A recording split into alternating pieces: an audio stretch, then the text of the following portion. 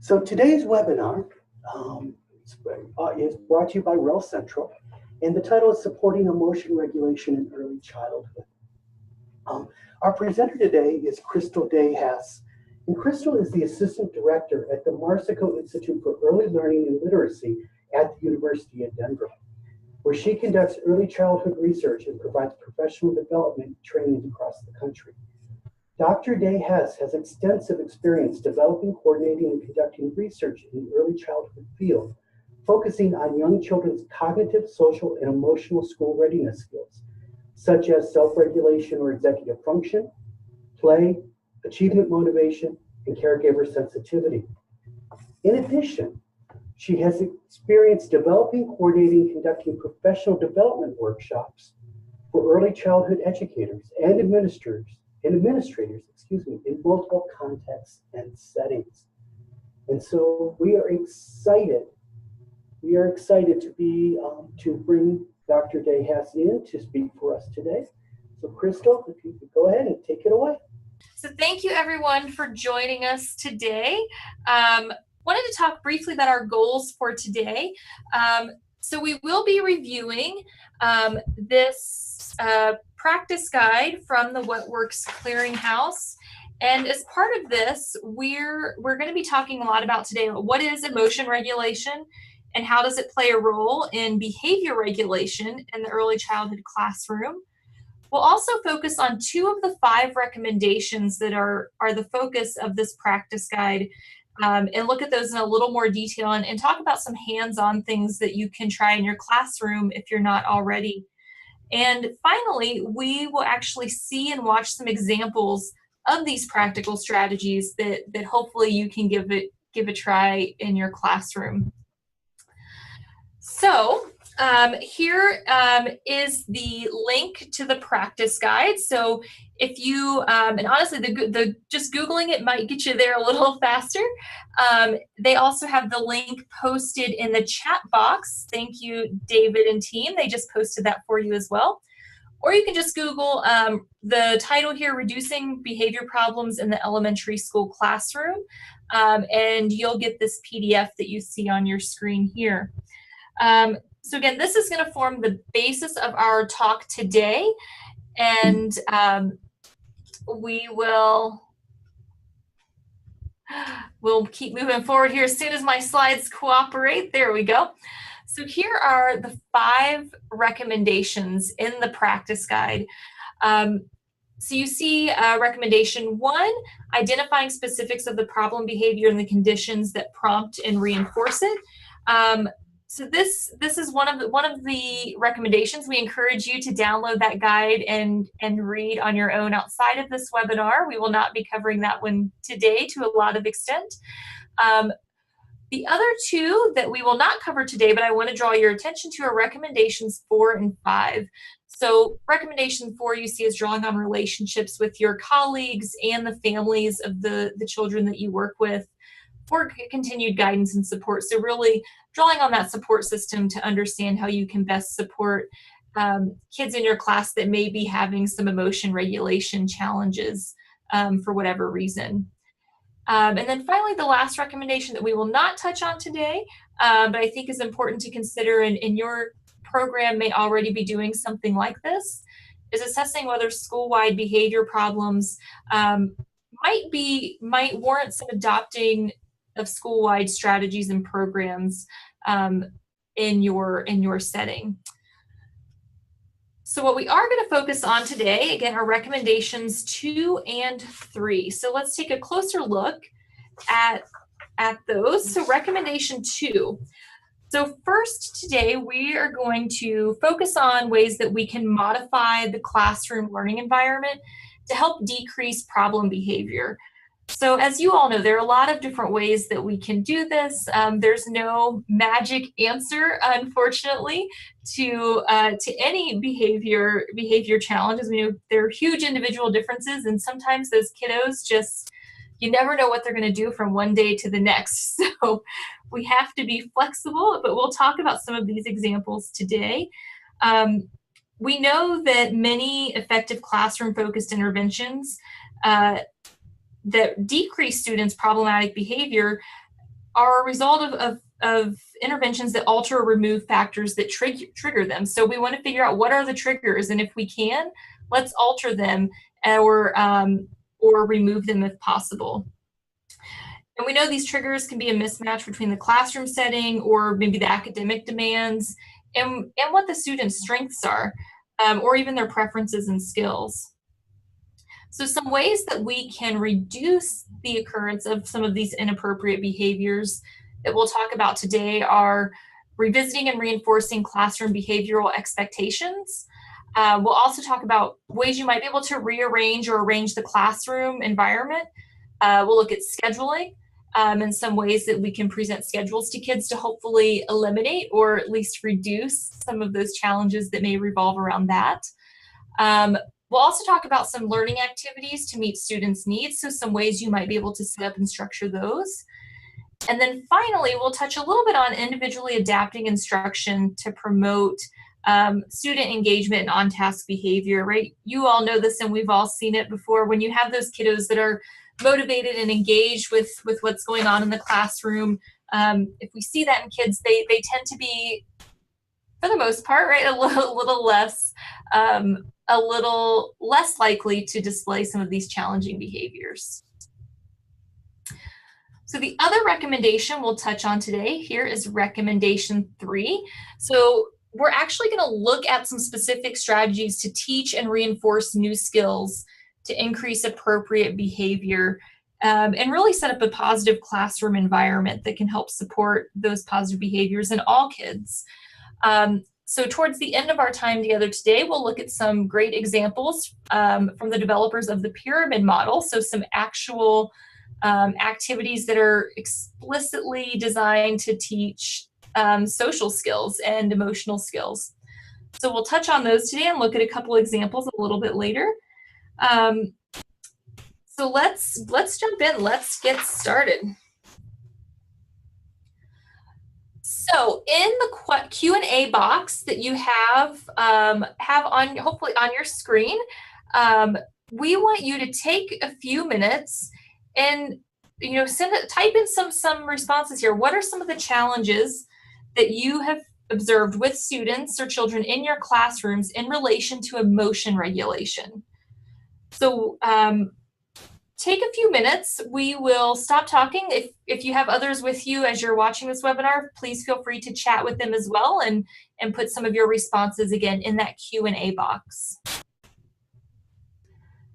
Okay, so please feel free to keep typing your responses in that Q&A box. But we saw, as you all may have seen as well, a number of you mentioned physical aggression or hostile behaviors, potentially just being overstimulated or impulsive behavior. Kids who maybe just are more reactive to their feelings, and perhaps it's because I think you all helped identify why that may be happening. Perhaps it's because they can't identify their emotions, or maybe they don't have the skills, a skill set that will allow them to figure out how to address, right? Maybe they do know that they're angry, but they just don't know what to do with that. Or maybe they're upset that their friend, or a kid in the classroom won't share a toy with them, but they don't know what are my acceptable options. So those are some things we'll actually talk about in a little bit later in this webinar. Also, we saw a lot of kids that essentially you were saying they can't de-escalate, right? Once they get really worked up, they don't know what to do and they lash out. And in a bit, we'll actually watch a video and look at an activity that is Tucker the Turtle. So it's a book and you can get cute little puppets to go along with it as well. But a nice little technique that can help kids kind of tuck into their shell, take deep breaths, and kind of give them these series of several steps that they can go through to help them take a moment and think about what, I'm upset. Instead of immediately reacting out, my reaction is going to be to go into my shell and think about why I'm upset as opposed to initially reacting. So we'll look at some of those as well. I also saw something in there about unexpected changes in routines. So we'll talk a little bit about ways that we might be able to mark and give kids as much of a heads up as possible that changes in schedules or routines are going to be happening. So great.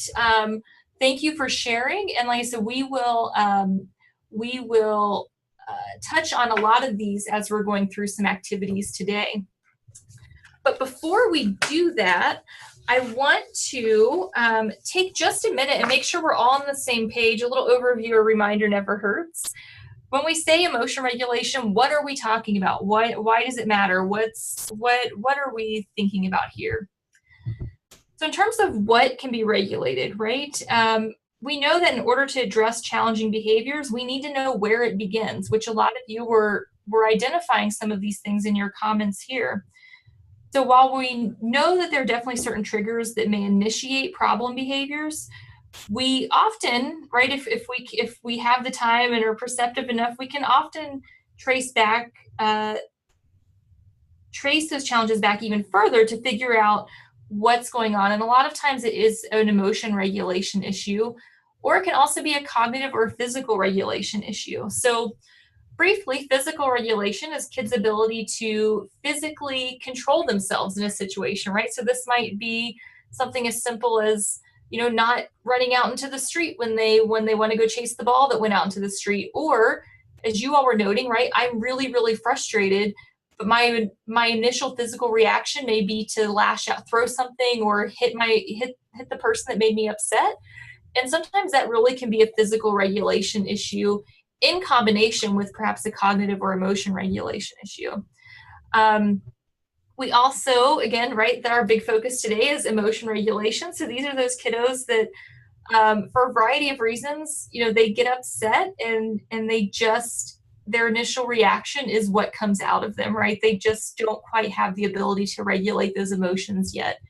And as you all have pointed out, and what actually was in recommendation 1 of this practice guide, are some tips for ways you can help that can help you think about what is the trigger, right? What's leading to this physical regulation or emotion regulation issue? So I encourage you all to download that practice guide and take a look at recommendation 1 as well, to maybe give you some new ideas for tips that maybe you just haven't tried yet for trying to identify those triggers. And then finally, we have cognitive regulation. So I think this is an interesting one that is likely, if you're having these challenging behaviors, they're probably emotion regulation issues, but also some cognitive regulation issues happening in there. So cognitive regulation refers to things like kids' ability to attend to tasks, their attention. It's related to how much and what information we keep in mind. So our working memory. So, right, we know that these young kiddos, they can only hold so much information in their head and juggle that all at one time. And sometimes that just becomes really too much for them to handle and can become overstimulating for them. And that may sometimes be a challenge that's coming into play. Cognitive regulation is also about our ability to shift our attention and thinking. So, right, so thinking, okay, I really, really am paying attention. I'm paying attention to my friend who has the toy I want, and I can't shift my attention away to anything else. So sometimes it's an inability to shift attention from something or to perseverate on something. What's interesting is shifting attention also comes into play when we think about our ability to take someone else's perspective. So if kids have a problem with not being able to shift their attention or think of things from another perspective, that sometimes leads them to demonstrate these behaviors that can, from our perspective, can seem very self-focused and, we just want you to think about how your friend is feeling. But sometimes, if there's a cognitive regulation issue or they don't have that cognitive flexibility, they may not be able to do that just yet. So we'll talk about ways we can support them in that as well. All right, so let's see here. We're gonna think about, again, keep in mind all of these and how they might relate to different social skills that we'll be talking about later. All right. So please forgive us here. We're trying to keep the slides moving and answering questions. So forgive us if we have a little bit of a pause here, but we appreciate your patience with us. Okay, so how do we learn to regulate our behavior? So this is a slide we're going to come back to as a refresher a couple of times throughout this presentation. Right, our ultimate goal is we want kids to be regulating behaviors on their own. So in the case of today's webinar and our time together today, we're going to be talking about regulating or controlling emotions and things we can do in the classroom to help support that. Right, and this is important because we don't want a teacher or adult to constantly have to be telling them not to hit their friend or not to throw things. Right, we don't want this happening at all. But we have to also, in some ways, be patient, especially those of us that are working with younger kids, preschool age, kindergarten, first grade. We know that these regulation behaviors develop in certain steps. So first we start with regulation by others. So this is where teachers or adults are doing a lot of the regulating of kids. So this is where it becomes important to set clear boundaries and rules or behavior expectations for kiddos. So again, first it starts with other people having to regulate the child.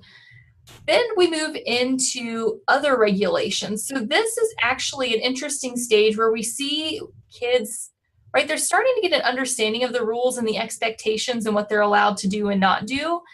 But they're in this other regulation stage where they can state the rules for others, but they can't quite follow them themselves yet, right? So this is kind of like us as adults, right? We're all probably excellent backseat drivers, right? I'm the best backseat driver on the planet, I'm pretty sure. But when I get behind the wheel, I might not always follow the rules that I know are the rules. This is an adult example of this other regulation. Another example, what this looks like in kids, is often when you have young kids who are doing a lot of tattling on their friends, right? He's not doing this or she did this, right? And then they are very good at telling you what other kids are doing wrong, but then they might turn around and do it themselves 5 seconds later. So this is a good sign that you have kids that might be in this other regulation stage where they know the rules, but they're just not able to fully apply them to themselves yet. And then finally, we move into self-regulation. So this is where we see kids really starting to finally apply those rules and expectations to themselves as well. So while we know these develop over time, we also know that it's not a clear-cut thing, right? You're not going to have kids that are always in self-regulation, never go back to other regulation or need to be regulated by others.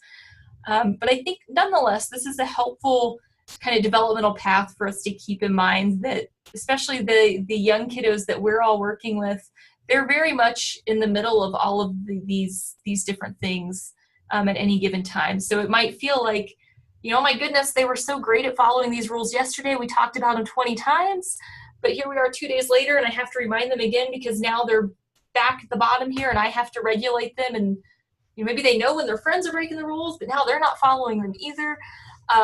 So I think this is these 3 things are really helpful to keep in mind and also maybe help you keep your sanity as well as you find yourself revisiting rules over and over again. All right, so I want to do a little game with you all, if you will. So here we know that self-regulation or emotion regulation is hard, right? So we know emotion regulation is just one piece of self-regulation. It's a hard skill, and we need to nurture this skill in the classroom. But just to give us a sense, right, to make us even more aware of what the kids might be going through every day in a classroom, we're going to play this little game.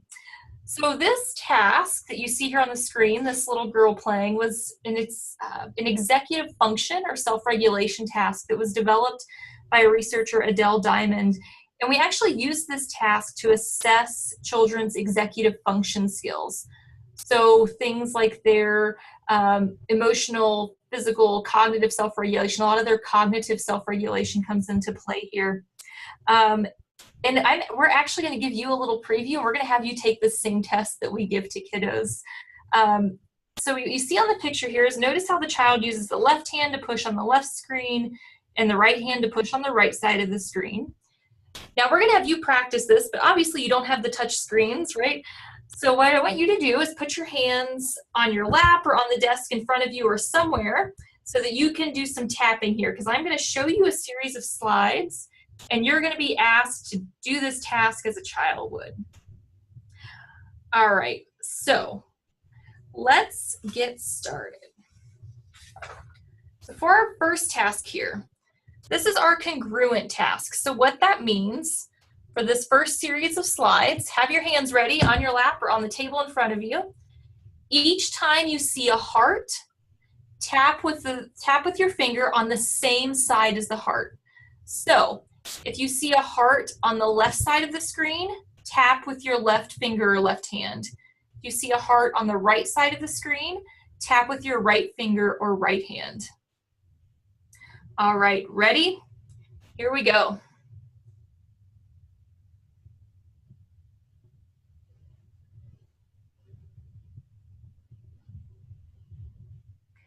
All right, so kids obviously get a lot more trials of this and they go for longer, but pretty easy, right? Pretty straightforward, right? We're asking you to do a task, this congruent task. So I'm asking you if something's on the left, I want you to push on the left. If it's on the right, push on the right. So pretty straightforward, not a lot of information to keep in mind there, pretty automatic. Now we're gonna make it a little more complicated. So now, what I want you to do is when you see a flower, so this round is all flowers. Now when we see this flower, I want you to press on the opposite side of the flower. So if you see a flower on the left-hand side of your screen, I want you to push with your right hand. And then likewise, if you see a flower on the right-hand side of the screen, I want you to push with your left hand or left finger. Okay, so you can see this is going to require you to inhibit your natural tendency to respond on the same side, and now we want you to press on the opposite side of the flower. All right, get ready, and here we go.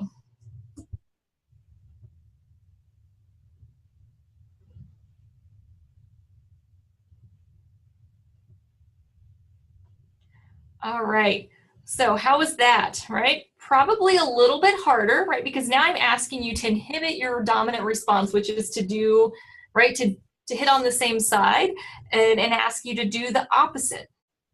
All right, so now I'm gonna make it even harder. And again, like I said, kids actually, we give kids some of these tasks, but now we're gonna do a mixed. So now it's gonna get really, really interesting really quickly here. So now sometimes you'll see a heart, and sometimes you're going to see a flower. And I want you to switch between the rules that we just went through. And the rules stay the same. So every time you see a heart, press on the same side. Every time you see a flower, press on the opposite side. Okay, get ready, and here we go.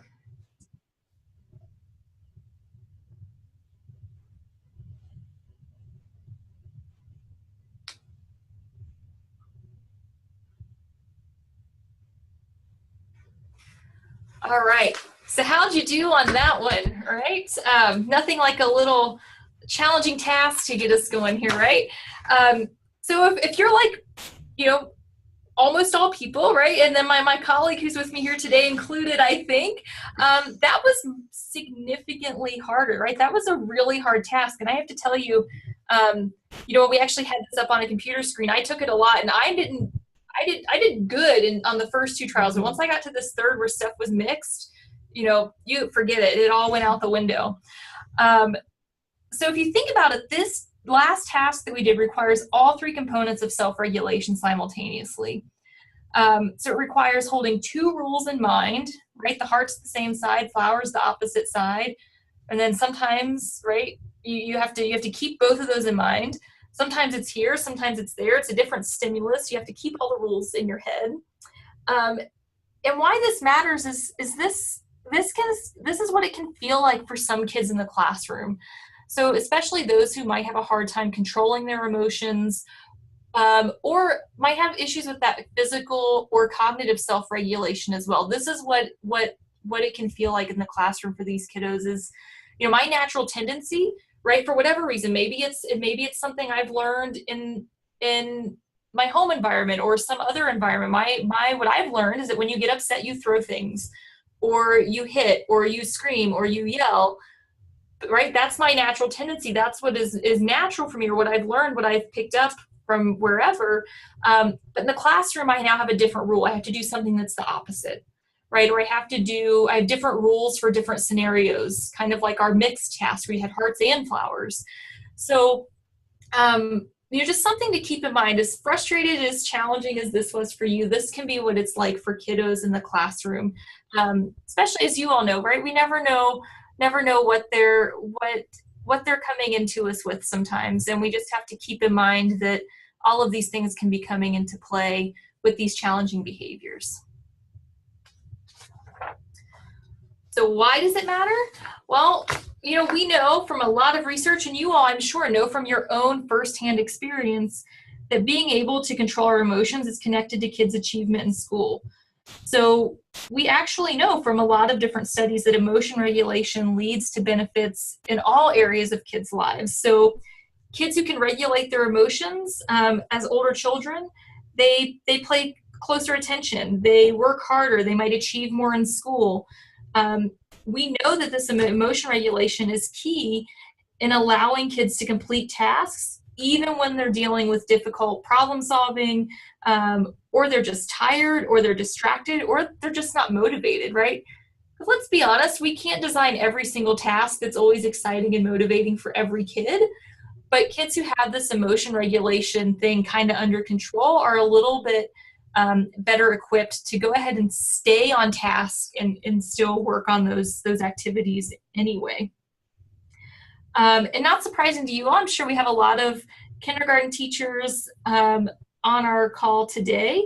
And in the study of kindergarten teachers, they actually found that those teachers say that regulatory processes, right, so these things about self-regulation, emotion regulation, are just as important to them as having kids who come in knowing their letters and numbers. And in fact, a lot of teachers said that it might feel even more important to them, or even more helpful if kids have these skills as well. And then on the converse, right, we know that these lack of emotion regulation skills are related to poor social skills, aggression, which a lot of you mentioned those in your examples that you were providing for us earlier. These kiddos are also at risk for higher rates of disciplinary problems early in school, and then also later on and later throughout their entire lives. Right, we know that these emotion regulation issues create difficulties for them in cooperating and resolving conflicts successfully. So whether that's with adults or with kids their own age, with their peers. And what's interesting, right, and you all have probably experienced this as well, right, because we're all human. Sometimes when you have those kiddos who have emotion regulation challenges, it might feel like you have a limited number of positive teacher-child interactions with them. It might feel like you're constantly having these interactions that maybe aren't as positive as we would like them to be.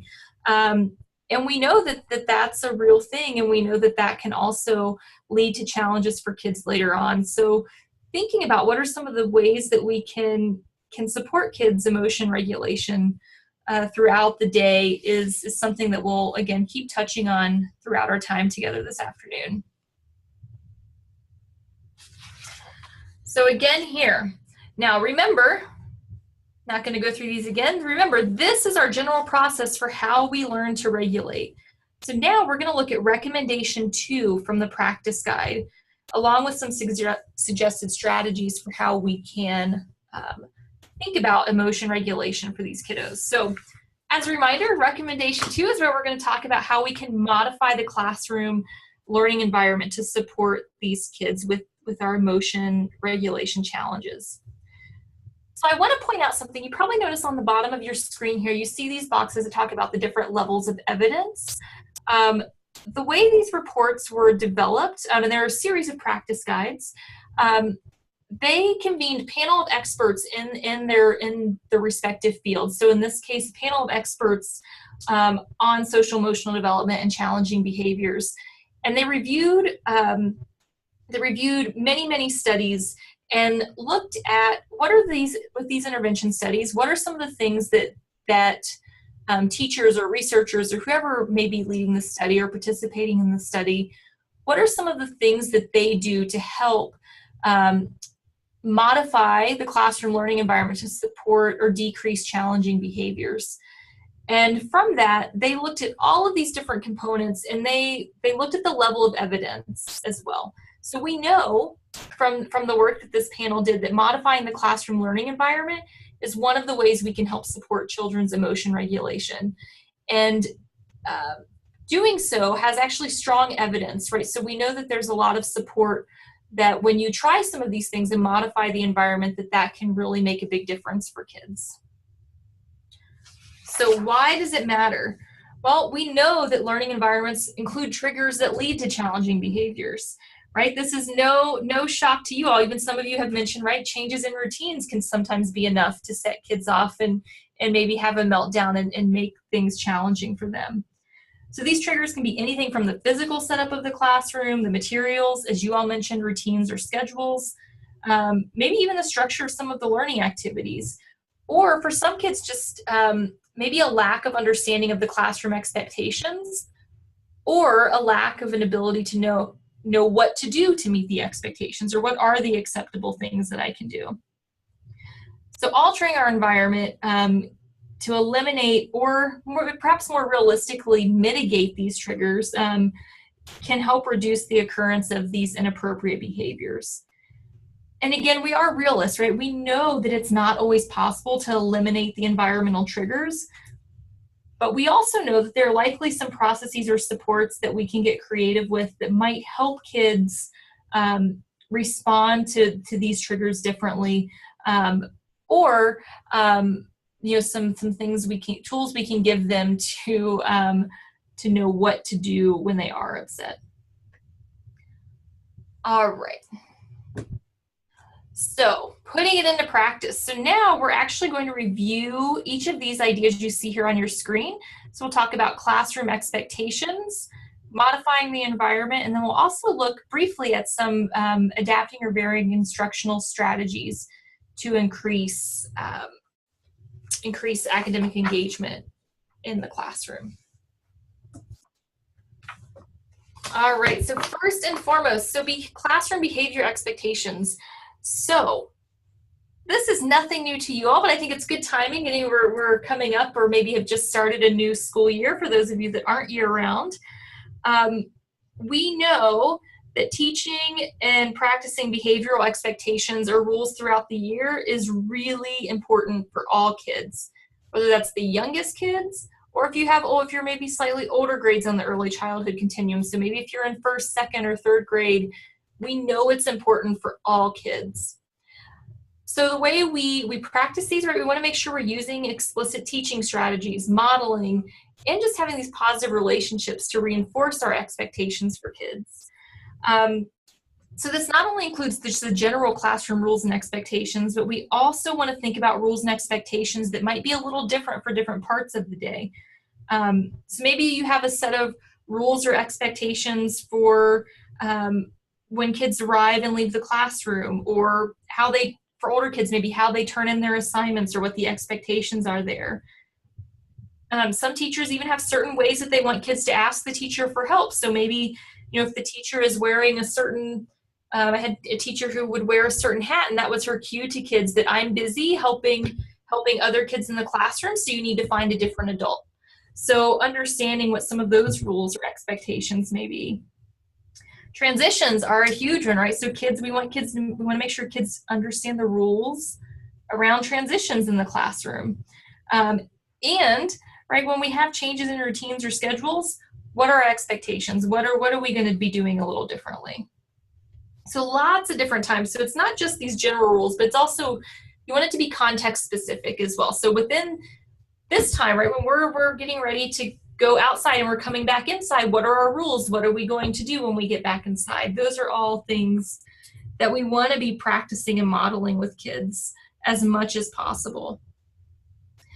So we know that for kids in the primary grades, we recommend that teachers consider practicing these behavioral expectations daily for the first few weeks of school, and then maybe even reserving a little bit of time, maybe 10 minutes here or there, or even a few minutes here and there, where they can practice those rules or revisit them weekly, or as often as needed.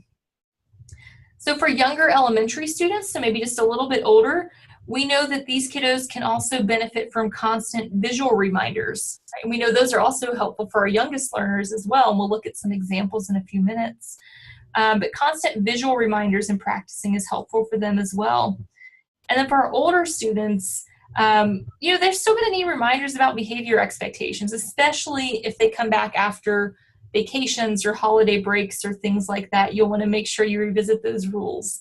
So if you're in school now, right, maybe get ready to have your 3-day weekend, you might want to reserve a few minutes of your time Tuesday morning to go ahead and review those expectations again, just to remind kiddos of what those are.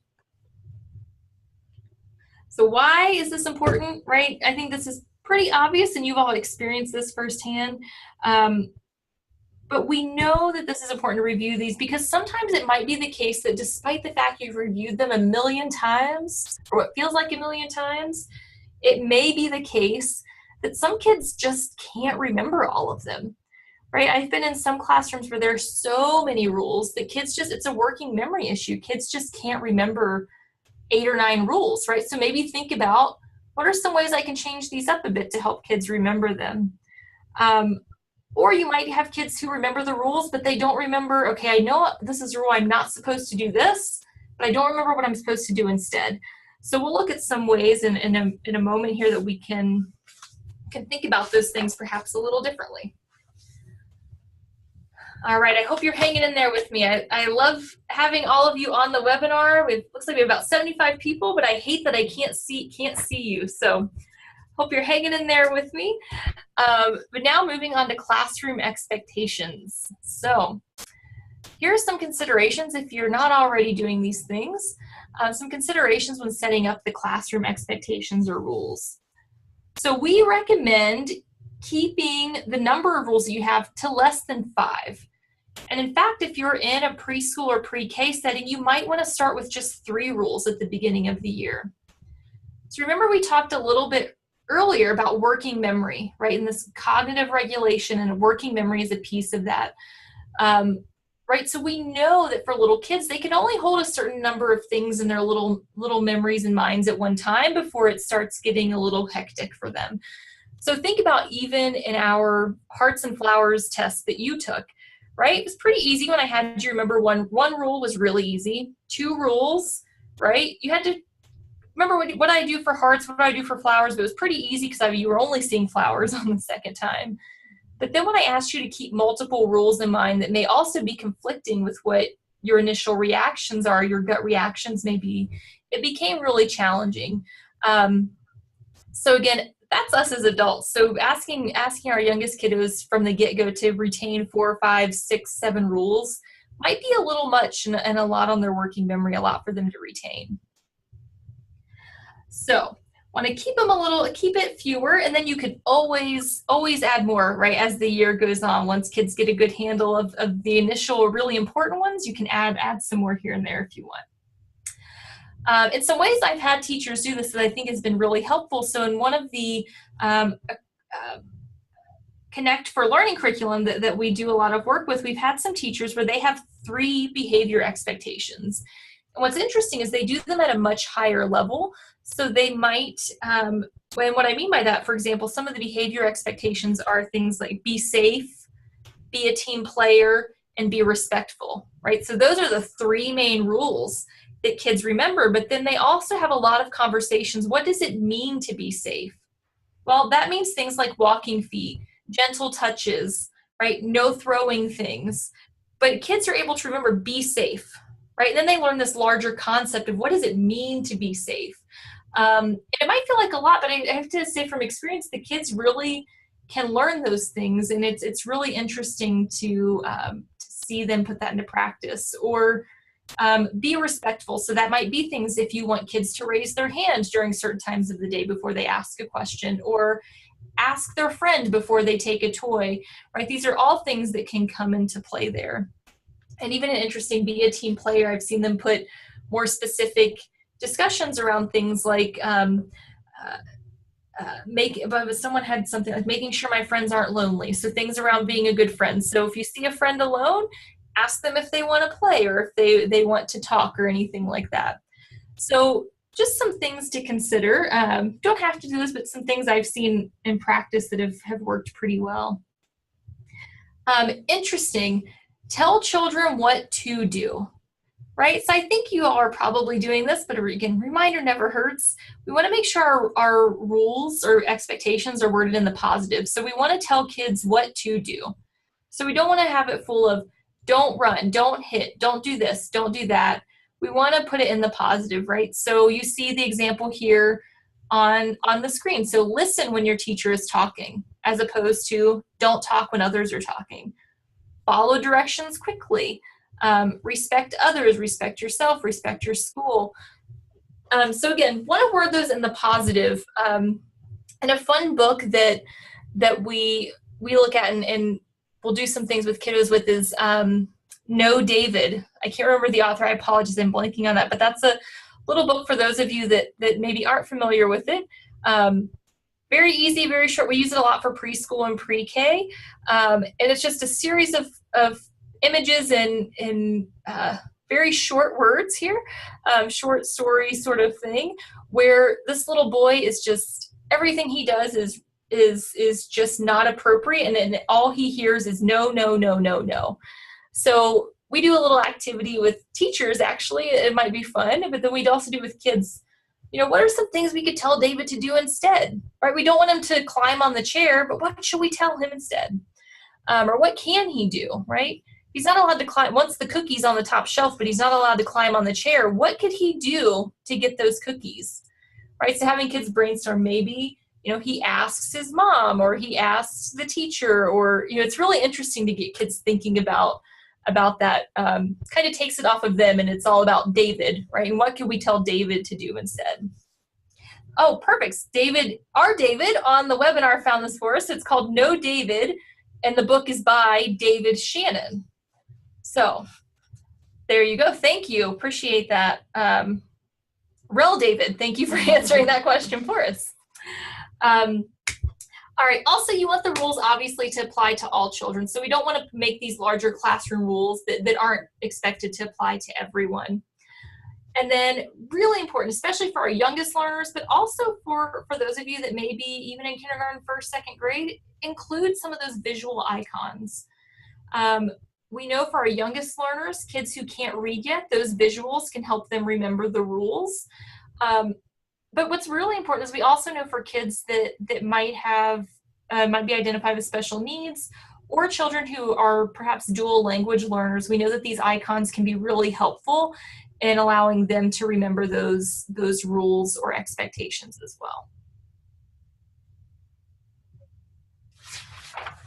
All right, so we know next here that maintaining the instructional momentum of the classroom can be really challenging when behavior problems become persistent in the classroom. So whether that's one kid, or if you have a few kids that are having these issues.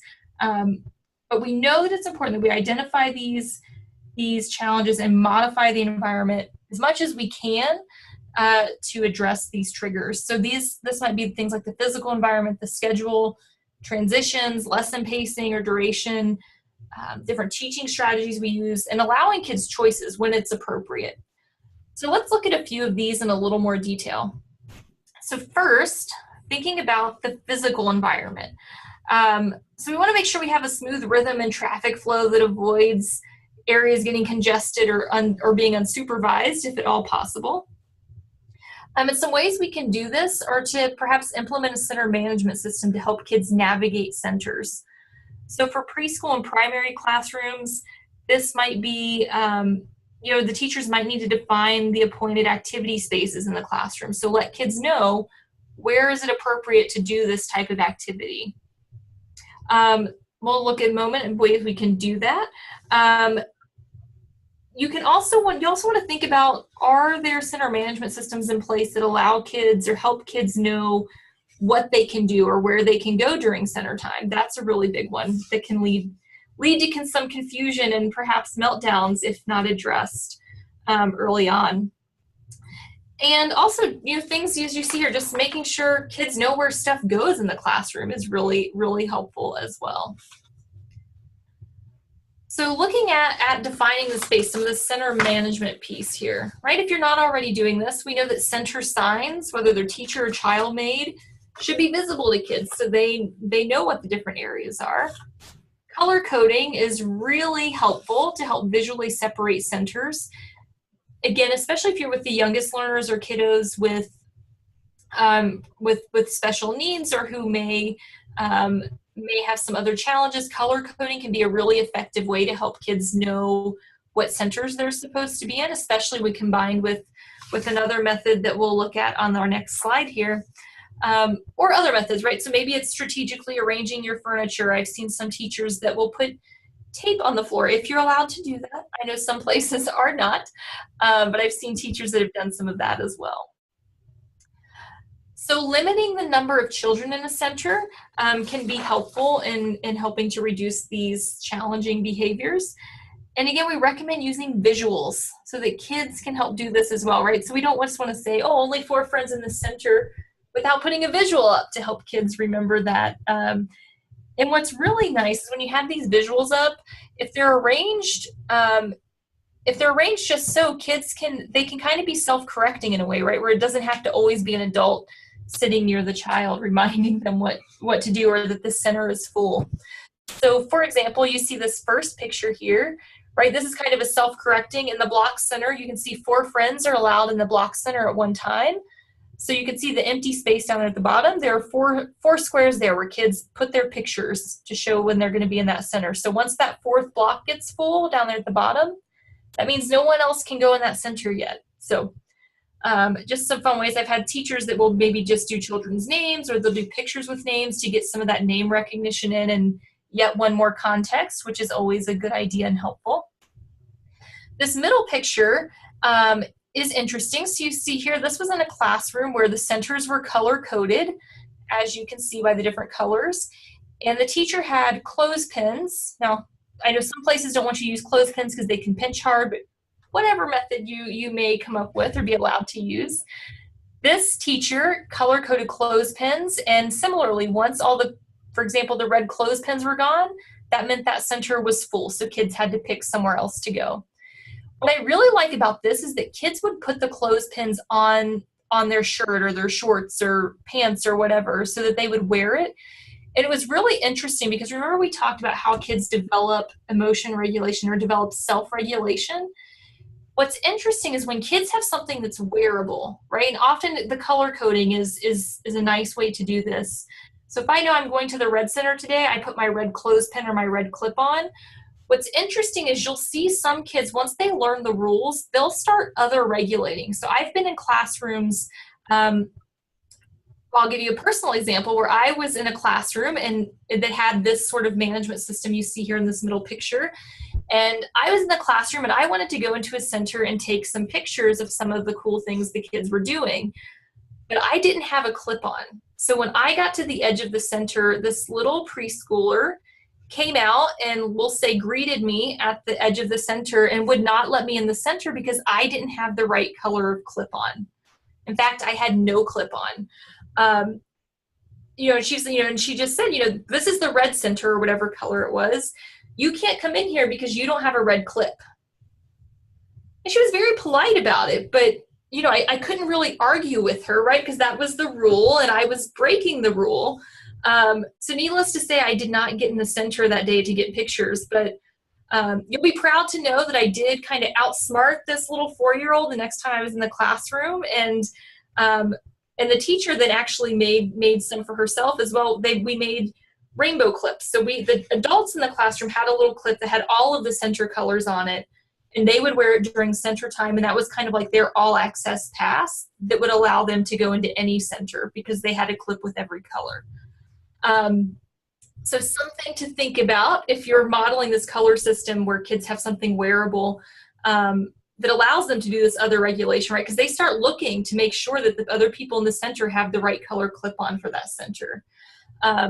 So if you're doing that, take my lesson learned and make yourself a rainbow clip as well so that you don't get denied access to a center, because you can't really argue because she was following the rules and I was not. So I didn't really I had no ground to stand on there at that moment in time.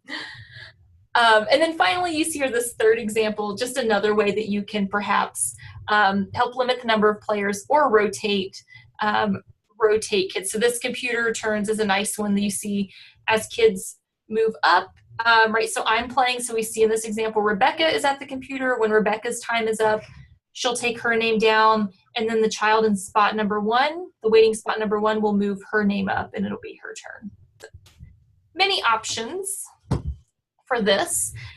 Now, what I also love, and I've seen this work in so many different ways, and I think it's something that I didn't always think about. But once kids get to their centers or whatever activity it is they're doing, we want to give them choices once they get there. So you see activity choices are important. So you see here in this center, these are the different options. These are the different things that are appropriate for kids to play or do in this center. So again, those visual icons are really nice there as well. And then if you want to take it even a step further, you can say, here are the appropriate activity choices in this center. And then you can even make some of these visuals you see on the right-hand side of the screen here. Here are some of the steps. Here are some of the things, or here are the things that you do in this activity. So you can outline the steps visually for kids as well to remind them what are the steps to the activity. That's great. I'm allowed to color or make a card, but what are the steps for that? What do I do when I'm done with my materials? And you can outline that for kids. So it's really a nice way. As you know, you have to teach kids what these mean. You can't just put them up. Otherwise, they're just going to be wallpaper that you spend a whole lot of time making.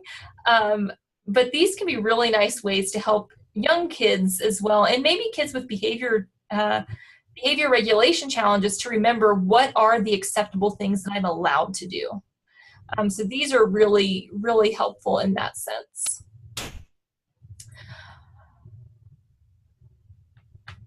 So some of you might be wondering, okay, this is great, or I'm already doing this, or I'd like to be doing some of this, but how can we get regular education teachers and administration on board with supporting all students with these accommodations and modifications? So good question. It looks like Tanika just posed that question for us in the Q&A box. So thanks for asking that, Tanika. So and I think I don't have a exact answer for you, unfortunately, but what we've done in my experience, we've been in classrooms where it's just kind of set up the expectation from the beginning. This is just how our classroom functions, right? When we set up our classroom at the beginning of the year, we color code centers, right? That's just what we do. It's not introduced. We're not doing it just for Jeremy because he has a hard time remembering where to go. This is our classroom. This is the way we're setting it up. And I think, if it's set up that way, and again, I think is good timing with it being close to the beginning of the year. This might be an opportunity where you all can just set these as general classroom setups or expectations. That way it doesn't feel like they're coming in later to be something special or some special rule for one kiddo, but this is the way we all do things. And that's really been the way where I've seen it most successful in my experience working with different sites. Is when it is set up that way, kind of from the get-go, that this is what we're all doing. Or, if you're already in the middle of your session, it's just the expectation, this is what we're all doing. It's not, again, this is what Jeremy's doing because he has trouble following directions when we go to center time. This is what we're all going to do to help us all remember the rules, or remember where we're allowed to go in centers, or what activities we're allowed to do in the block center, and what the steps are to those activities. So I'm hoping, Tanika, that maybe helped answer your question a little bit.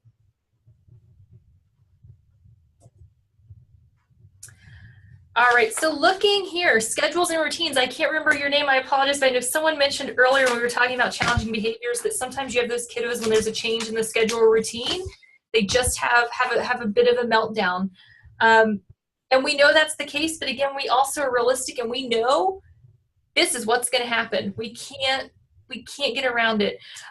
So schedules and routines, we want them to be visual.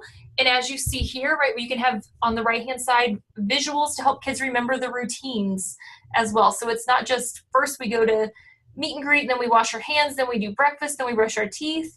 But it can be, as we saw on the previous slide, within the listing center. Here are the routines. Here are the different steps for the things we do in this center or within this activity.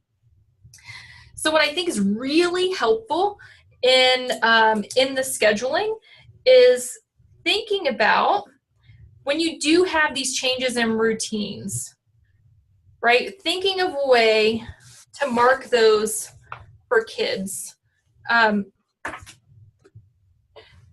So we want to think about right? When we have a change in routine, I've seen some teachers that might put a red X or put an exclamation mark or something else on their visual schedule that they visit multiple times throughout the day, so that at the very beginning of the day, you want to point that out to kids, draw their attention to that right away. So it might be, for example, oh my goodness, I was in a classroom where they weren't allowed to go outside to recess that day. They were in an elementary school, and their elementary school students were doing some of their standardized testing. So they didn't want the preschoolers going out to the playground and being loud and kind of right next to the windows of the kids that were doing the testing. So the teacher put a giant red circle over their outside time, and in the very beginning of the day when they reviewed their schedule, because they review it every single morning, and then they review it multiple times throughout the day, she would remind them, okay, remember we have this red circle, that means something's going to change here. So they would talk about why there was a change there. And then multiple times throughout the day before they got up to outside time, she would remind them, now remember, when we get to what should be our outside time, our recess time, we're going to go to the gym to play instead because our friends, it happen to be their book buddies, are doing some tests today. So just thinking of a way to visually mark that on your calendar, your visual calendar can be or visual schedule, can be a really powerful way to help mitigate some of those meltdowns that may happen with those changes in routines. All right, so transitions. I'm not going to spend a lot of time here because you all know from experience, right, these can be challenging. So managing these transitions quickly and efficiently is key. So just as we want to remind kids that changes in schedules are coming up, we want to remind them when a transition's coming up. So that can be done by reviewing the schedule multiple times throughout the day so that they know, right, as soon as we get done with outside, we're going to come and have circle time, and we're going to do our another reading activity for the day, for example. This is really key. I know you all know this, but we want to make sure we provide clear and succinct directions ahead of time for kiddos, right? So we want them to know ahead of time, great, we're outside. When we get back in, what are we going to do as soon as we get back in? We're going to go to the rug. What are we going to do when we get to the rug? Here's the 2 acceptable things you can do when you get to the rug before we get started on our next activities. Then obviously you want to have your materials out and ready for the next activity. And as much as you can, begin that next thing immediately, or have one of the adults in the classroom begin that immediately. And then, of course, just make it fun, right? We want it to be fun. All right. So teaching strategies, this is, again, things that I know as professionals, you all think about these things, but we want to make sure that the strategy you pick is appropriate for the lesson type, the kids in your classroom, and the time of day. So you want to think strategically about when you have your whole groups or small groups or center times, and arrange your schedule so that kids have a little bit of variety throughout the day. And same here with our instructional strategies. We know that when there's a mismatch between kids' ability level and the difficulty or length of a task, the inappropriate behavior is more likely to occur. So we want to think about having strategic and targeted questions during activities, keeping the activities kind of moving along at a good pace, vary the materials and the assessment strategies that we use with kids, and then don't be afraid. This is really important here, and I think one that we often, I know I overlooked as well myself, don't be afraid to engage kids in peer tutoring and learning. So, pair kids up, have them, if you know that that Mark is really good at building in the blocks and thinking of new ways to play in the block center, pair him up with someone that maybe gets to the block center and just doesn't know what to do other than build towers and knock them over, right? We all have those kids, right, where they build a tower, knock it down, build another tower, knock it down, right? And some kids can do that for a full hour. But maybe pair Mark with them. If Mark is really good and strategic about building different things, pair those kiddos up and let them do some of that peer tutoring and learning to support those different skills. So this is really interesting, right? So we want to make sure we're asking strategic questions to kids to not only determine their level of understanding, but to also increase their engagement throughout the task. So this is directly from the practice guide. So I definitely recommend that you read this in more detail. They give a lot more detail than we have time to go over today. But we know from research that when kids are learning new tasks, we want to ask or elicit 4 to 6 responses per minute from students during these tasks where we're presenting new material. Now, what's interesting is you also want to throw in some easier questions in there. Right? We don't want them to all be questions that the kids struggle with and maybe can't answer, because we know when we're asking kids, where they're able to get about 80% of the questions that we're asking them correct, it helps keep them engaged as they're learning new tasks. And then similarly, when we're looking at practice tasks, so doing tasks that are letting kids practice skills that they've already learned or have already been exposed to, we want to ask questions that elicit responses from them 8 to 12 times per minute with a target rate of 90% accuracy.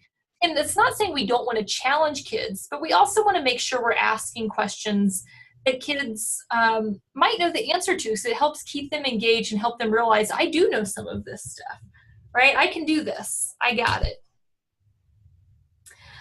So I'm going to take just 1 minute here and reflect on the strategies we just discussed.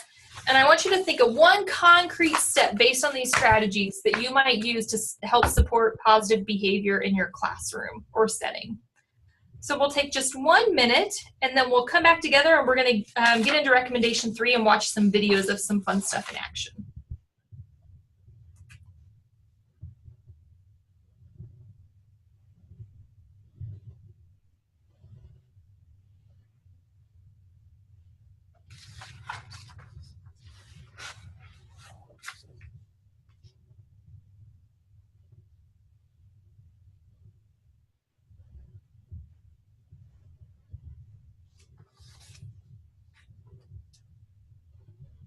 All right.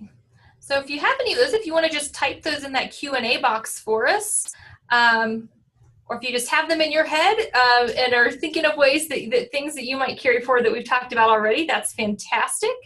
Oh, great. So we have Marta, who's talked about photos and group limits. Thank you for sharing. Excellent. Yeah, so keep adding those to this Q&A boxes. We'd love to see some of your ideas, and I'm sure your colleagues would as well. So keep those coming. In the meantime, we're going to keep moving forward here. We're going to look quickly at our overview of recommendation 3. So this is where we're getting to the good stuff. So teaching and reinforcing new skills to increase appropriate behavior. So we know that there is strong evidence for this. We know that kids can learn to control their behaviors and emotions. And what's really cool is that we know, right, sometimes we want to take advantage of those teachable moments, but sometimes we just need to take a moment and have some activities that explicitly teach kids strategies that they can use to control their behaviors or emotions. So we're going to look at a few examples of those in just a moment, but putting it into practice, we're going to look at important things. So you want to identify where the students where they need explicit instruction, so we know what activities to do. 2, we'll actually teach some of these skills through practice and feedback. And then very, very briefly, we'll look at providing reinforcements for appropriate behavior. So identifying the needs for explicit instruction. So we know, right, we know that it's really important to first determine whether the kid simply doesn't know the behavioral expectations. Do they not know the rules or what's expected of them? Or is it that they know the rules and they can recite them by heart, but they just don't have the necessary skills to carry out the desired behavior? Right, we know those are very different things. So before we assume a kid is knowingly misbehaving, we want to make sure, do they actually know the rules? Do they really get them? Right, sure, maybe they can recite them from heart if they're part of a song or something like that, but do they really understand what those rules are? So we want to take some time to think about those and identify our areas of need. So for all the kiddos, right, we want to think about, are there any instances where they can perform the behavioral tasks successfully, where they're successful at that? And if so, what are those scenarios? Or, right, maybe it's that Sarita is really great about following the rules in one situation, but then when we really observe her, realize, okay, she's great at following this rule in center time, but when we get to small group, it maybe falls apart a little bit. So let's think about why might that be? Similarly, do they know when and where the behavior is appropriate? And then for older kids, those of you that have older classrooms, you might also want to think about, implementing a self-monitoring system that allows kids to kind of self-monitor their behavior so they can keep track of when they're doing some of these things. So perhaps a little checklist that you create for them and help them reflect on after a task or during a task. Again, a lot more information on both of these in that practice guide, so definitely recommend that you check that out, especially if you have the older kids and want to do this self-monitoring system. There's some really great pointers in that document that can help you with that.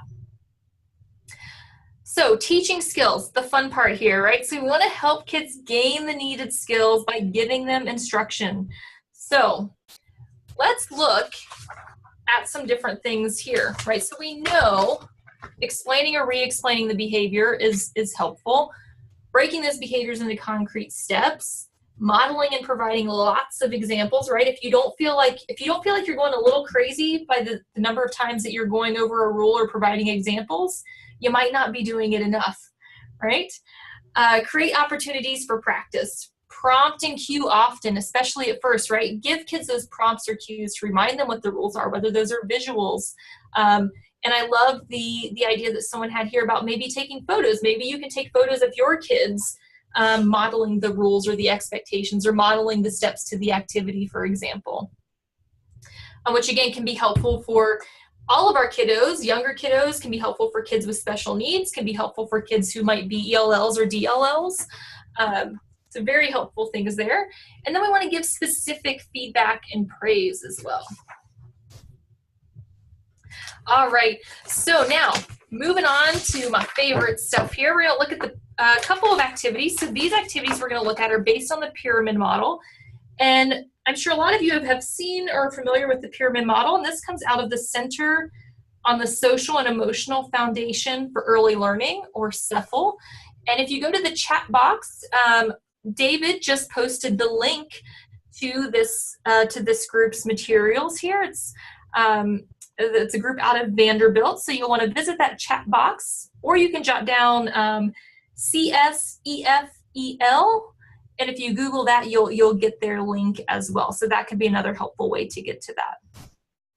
So this group has more strategies than you can ever want for a variety of age groups, for ways to help with challenging behaviors. This is kind of this is what they do, right? This is their bread and butter.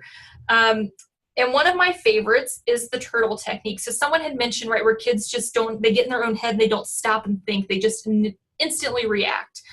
And this turtle technique is an example of a strategy you can use to help kids stop, think about the appropriate options for a response, right, which is a separate activity. You have to teach them what are some of those appropriate options or ways to respond. And it just gives them a chance to help calm themselves and think about appropriate solutions. So here are the Tucker Turtle steps. So recognizing that you feel angry and upset, right? So you all had mentioned that, maybe not understanding the emotions or the feelings, but helping them recognize, what does it feel like or look like when you're angry or upset? You stop and you think. In step 3, you go into your shell, you take 3 deep breaths or more, right? Maybe if it's a challenging situation, maybe you take 5. And you think calm, happy thoughts, right? Coping thoughts, we don't use that word with kiddos, but think about calm, happy thoughts. And then you come out of your shell when you're calm and you think of a solution. So we're just going to watch a little snippet of this video, and these materials, including this video, are all available at that site that David has posted in the chat box for you. So I recommend you go there and you can get these resources yourself as well and read even more about them. Let's see, let me apologize there. My video is not cooperating. Let's see, why am I not getting our play option? There we go. So watch just Tucker Turtle takes time to tuck and think. Tucker Turtle is a terrific turtle.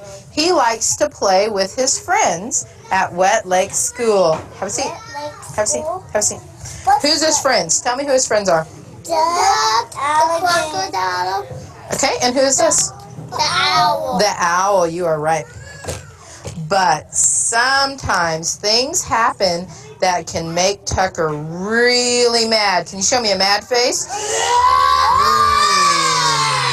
Goodness.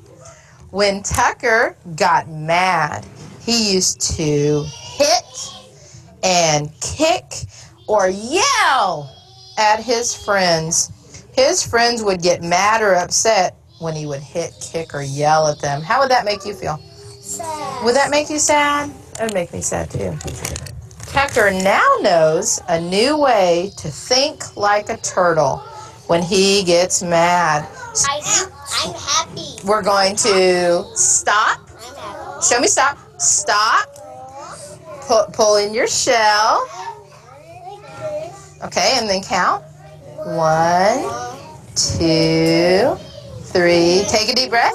I'm out of my shell. And then Can I tell you something, Miss Christie?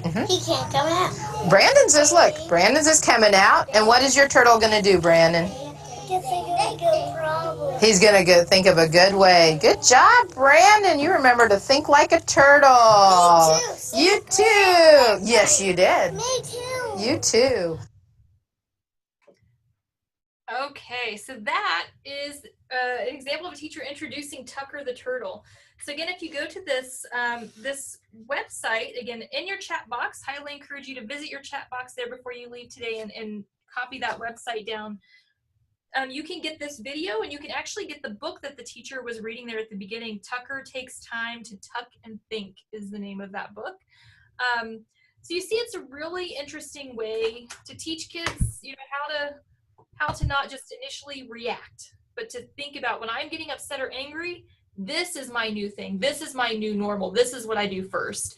I stop and take a moment. I think, tuck into my shell. I take deep breaths. I think of a solution. Then I come out of my shell and do my, you know, put my solution into practice. So that becomes their new normal, as opposed to, I'm angry, I'm going to pick up the first thing near me and throw it across the room.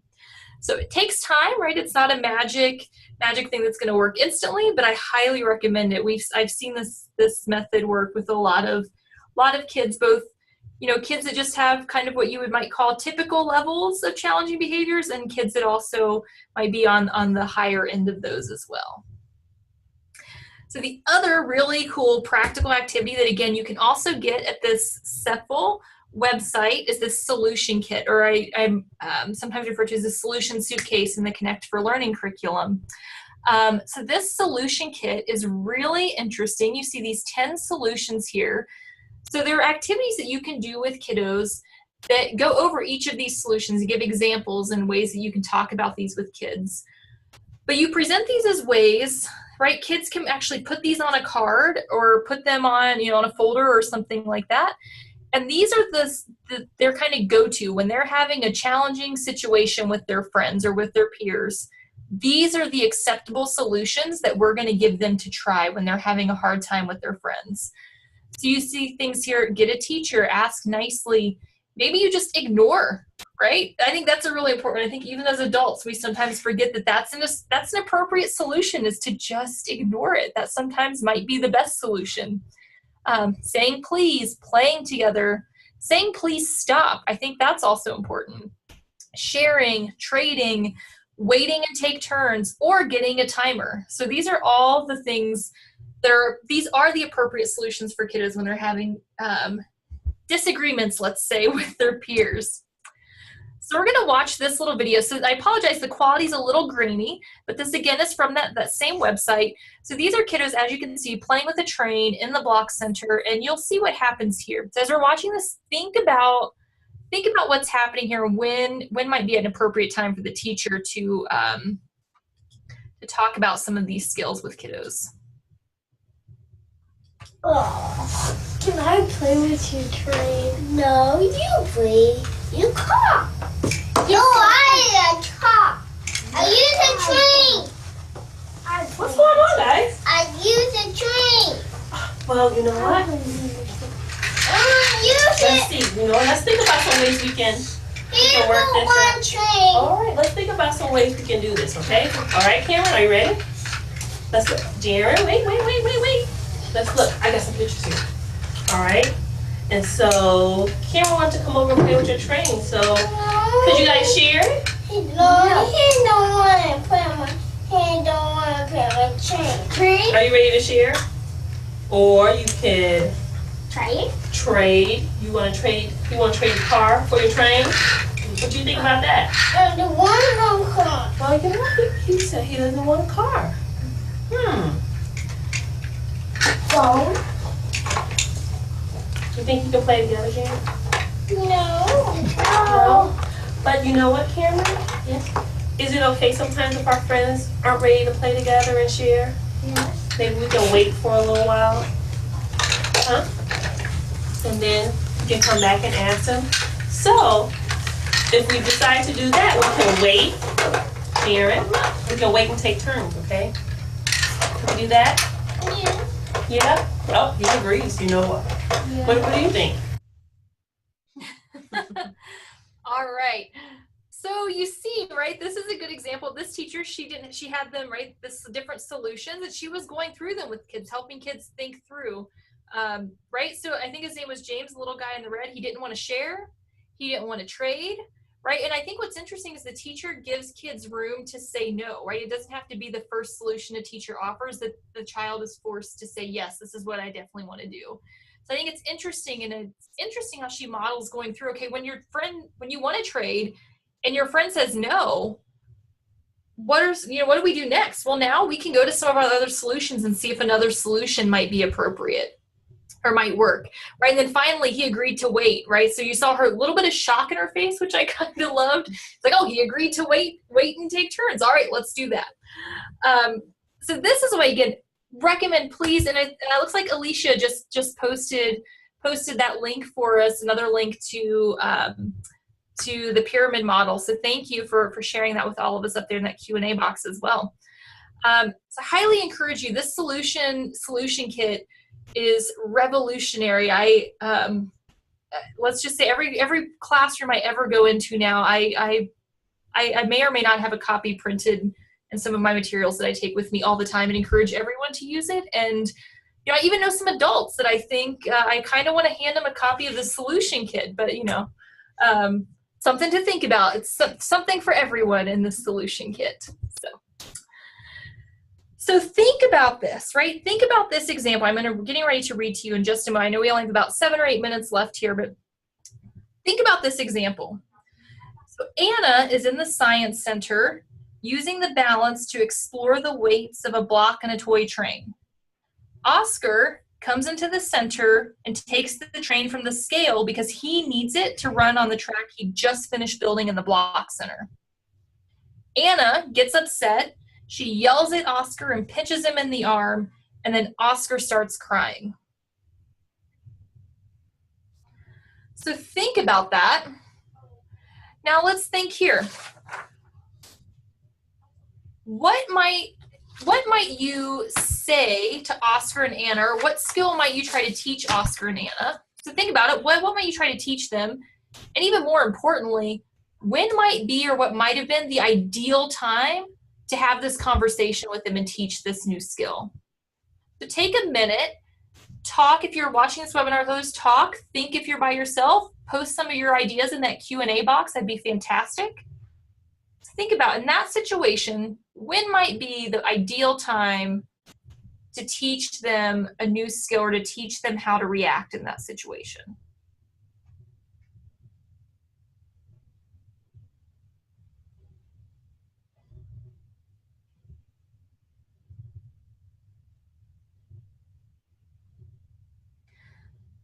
Right?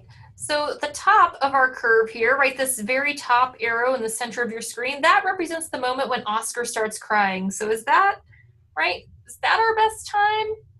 Oh, probably not, right? We probably don't want to wait to introduce a new skill or to try to teach a new concept, or in our example of teaching Tucker the turtle or teaching the solution kit, you don't want to make your first introduction of those things in a crisis moment, right? We don't want it happening at that red arrow, the peak of when things are getting real, right? And people are getting upset and getting frustrated.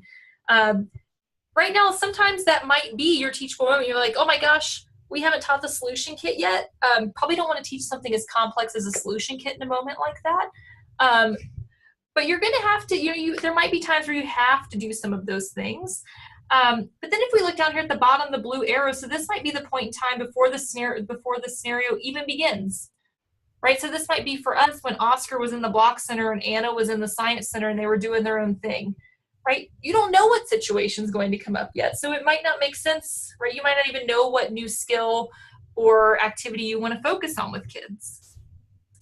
Jumping ahead a little bit, that yellow arrow is the point in which the situation starts to escalate a little bit, right? So that's when Oscar first takes the train from Anna.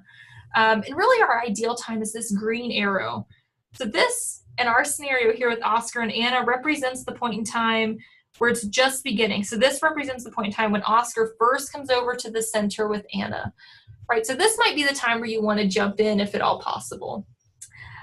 So again, thinking about, right, we know that these moments happen and you have to address them in the moment as they come up, but we also want to recognize that if you're going to do things like the Tucker the Turtle or the solution kit, that you want to first introduce those and have a lot of your conversations about them when things are, when everyone's in a good state, so to speak, when everyone's calm and we're not in the middle of a crisis moment. And then wrapping up in our last few minutes here, just a little reminder about reinforcers and consequences.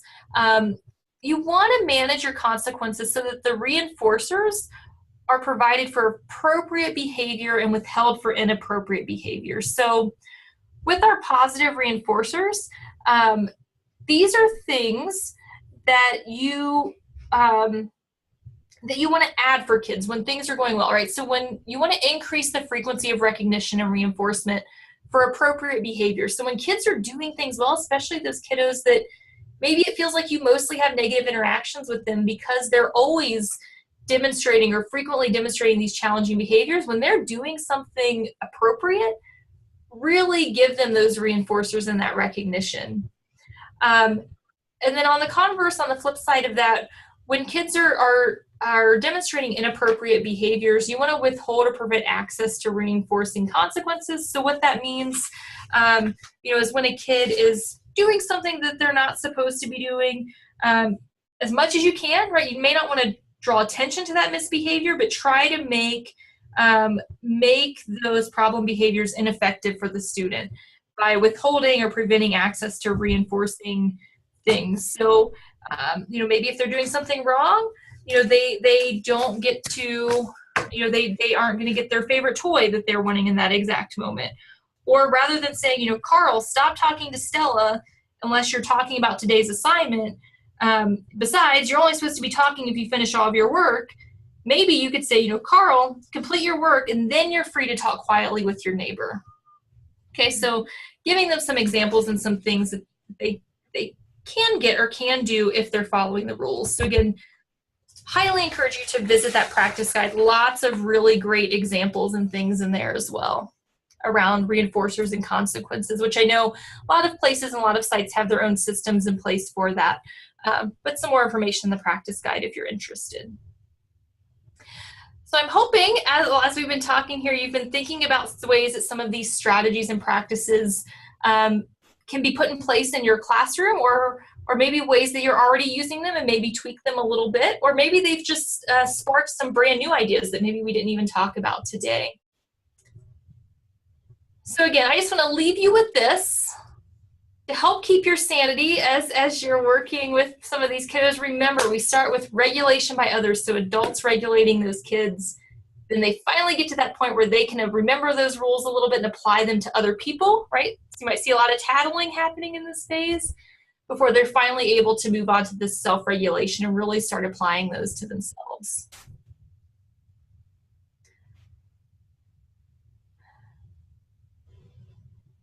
So in our last minute, if there are any closing questions that you all may have, please add those to that Q&A box. Otherwise, I'm going to hand it over to our partner, David at REL, to wrap us up. But before we sign off, thank you, everyone, for staying with us and for all your time today. And I see we have some questions about whether the PowerPoint will be available, so I will let David jump in now and answer those questions for you. All right, Crystal, thank you very much. We appreciate your insights and the concrete strategies you shared with us today. In answer to the question, is the PowerPoint available? It will be. We will make the slides and a recording of the webinar available. It'll take us about 2 weeks to get all of the processing that we have to do to make it ready for the website. But it will be available on the REL Central website. The easiest way to find the REL Central website will be to search REL Central, REL Central. And then you'll be able to find it there on the IES website. Again, thank you very much for sticking in with us today. And with that, I hope you have a wonderful rest of the day and a wonderful holiday weekend. Thank you and goodbye.